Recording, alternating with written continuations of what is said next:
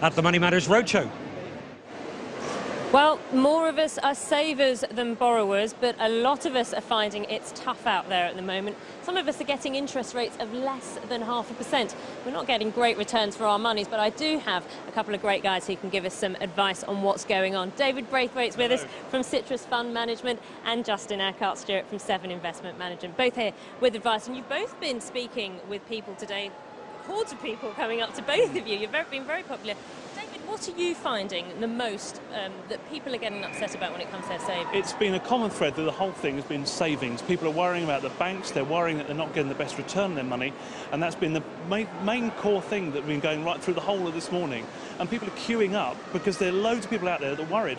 I've never seen anything like it, and it's amazing putting this thing on when you realise that you're getting a litmus test of what the people in the general population are really feeling. We'll get an idea of what people are saying in a moment, David. Justin, the returns on shares have been dreadful. Surely people are worried now, and you're hearing this and getting the brunt of this, I imagine. Absolutely, you really are hearing absolutely my fear over my investments. But not just shares, you know, look at their portfolios. It's property, it's a bit of bonds, fixed interest, cash, and then add shares to that. Well, shares gone down, property's not much good, and cash is not much good. They're left with one. No, they're left with fixed interest, and that's like investing on a pogo stick. No, they're not happy at all. So really, it's a matter of trying to tell them, look, take a 5-year view.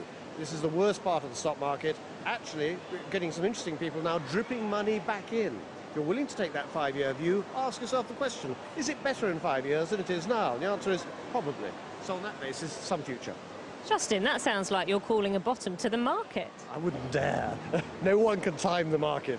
All you can do is actually try and pound cost average, drip it in over time. That's the best thing to do. But for heaven's sake, don't crystallise your losses at this time.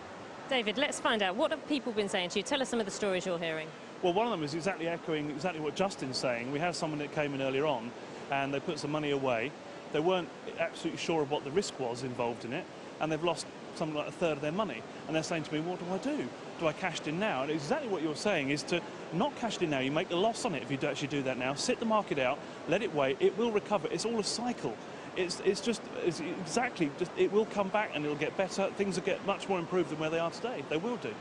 Justin, people are confused as well with lots of shareholdings and lots of losses. How are they expected to organise these? Well, this is one of the difficult things, isn't it? They've got a whole plethora of different bits and pieces, almost a plastic bag full of the stuff, and they need to tip the bag up on the kitchen table and go and get a proper financial planner, here's one, to be able to come and sort it all out.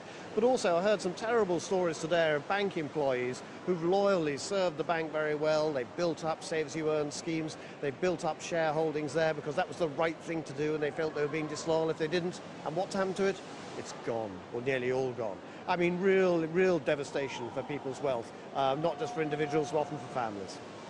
David, just a quick word. Are you still, savers are feeling pretty disheartened at the moment. Where's the light? Where's the light at the end of the tunnel on this? It's stick with it and be also very, very aware of the risks. Some of the people we've been seeing down there today haven't been aware of what they've been getting into, a lot of it, and they haven't read the small print or thought that things will only ever go one way. Make sure you're happy with the risks, only afford to invest what you can afford to potentially lose, and stick with it. You'll be fine. David, thanks very much. Justin, thanks very much. These guys are here all day, so do go down and see them if you can get in. In a moment, we'll meet more of the brave people who've come out here